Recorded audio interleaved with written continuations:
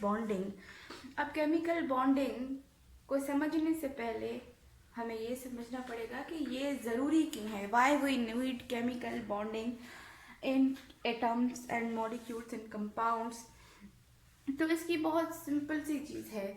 जैसे कि हमारे यहाँ रिश्ते होते हैं तो हम कहते हैं कि शादी के बाद स्टेबल हो जाएगा, तो यहाँ पे भी सेम ही चीज़ है कि हम कहते हैं कि एटम्स जब मॉलिक्यूल्स या कंपाउंड्स बना लेंगे बॉन्डिंग के थ्रू तो वो ज़्यादा स्टेबल हो जाएंगे as compare to the single atoms. और उनमें सबसे पहले ये आता है कि उनकी स्टेबिलिटी की वजह होती है एनर्जी डिफरेंस। जब एक एटम या फिर ग्रुप ऑफ एटम्स जब कंबाइन होके बॉन्ड बनाते हैं तो उनकी जो एनर्जी एक्स्ट्रा होती है वो रिलीज हो जाती है और they become much stable then the form they exist before. तो difference of energy is due to the and combination of atoms to form molecule. Interactive forces बढ़ते हैं और जब चार्जेस इंटरेक्ट करती हैं और चार्जेस के इंटरेक्शन की वजह से बॉन्ड बनता है, तो वो जो बॉन्ड होता है वो क्या होता है, अट्रैक्शन की वजह से होता है।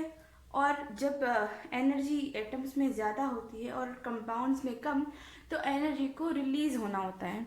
ठीक है, फॉर सपोज मैं कह दूँ कि अगर हम हाइड्रोजन और ऑक्सीजन को रिएक्ट करवा रहे हैं टू मेक द वाटर, ठीक है, तो इसमें क्या होगा कि हाइड्रोजन और ऑक्सीजन की जो एनर्जी बिफोर द रिएक्शन है वो बहुत ज़्यादा है as compare to the water. अब ये जब कंपाउंड बनता है तो हमें सबसे पहले मिलता है ऑक्टेट रूल। ऑक्टेट रूल क्या है वो भी मैं थोड़ा सा समझा देती हूँ। जब एक एटम, समझ ले ये हाइड्रोजन का एटम है, this contains 1 electron while the oxygen has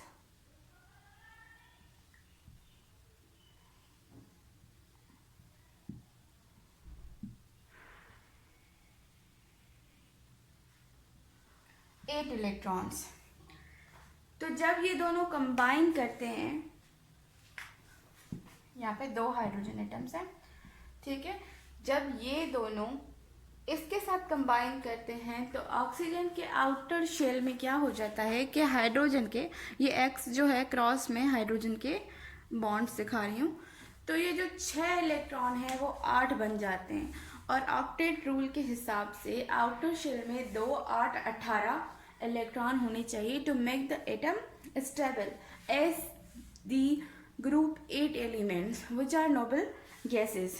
Means we want chemical bond to make the atom stable by completing their octet rule for the last shell configuration which is no doubt 2, 8 or 18।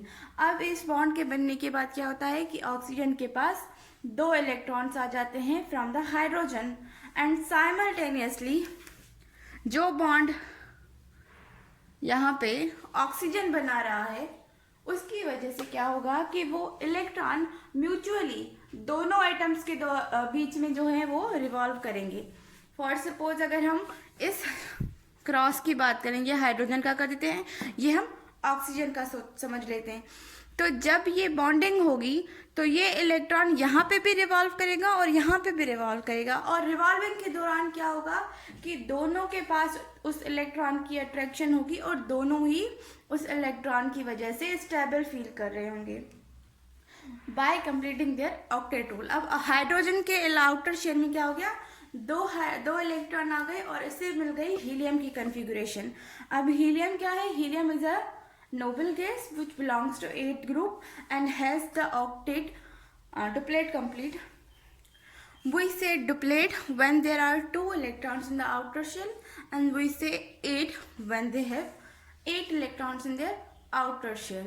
तो duplet और octet हो गया। अब हम फिर से chemical bonding पे आते हैं। रिएक्शन और केमिकल बॉन्ड बनने की वजह से जो एटम्स होते हैं उनके वैलेंस इलेक्ट्रॉन क्या हो जाते हैं, 8 हो जाते हैं या 2 हो जाते हैं या 18 हो जाते हैं, depending on the atom which are reacting. अगर हम सोडियम और क्लोरीन का एग्जांपल लें as a basic element of sodium chloride, तो इसमें क्या हो जाता है कि जो सोडियम क्लोराइड है इसमें है इलेक्ट्रॉन्स 11। इसमें है इलेक्ट्रॉन 17 और ये जो 11th इलेक्ट्रॉन है वो इसको कंप्लीटली दे देता है और ये बन जाता है 10, ये बन जाता है 18.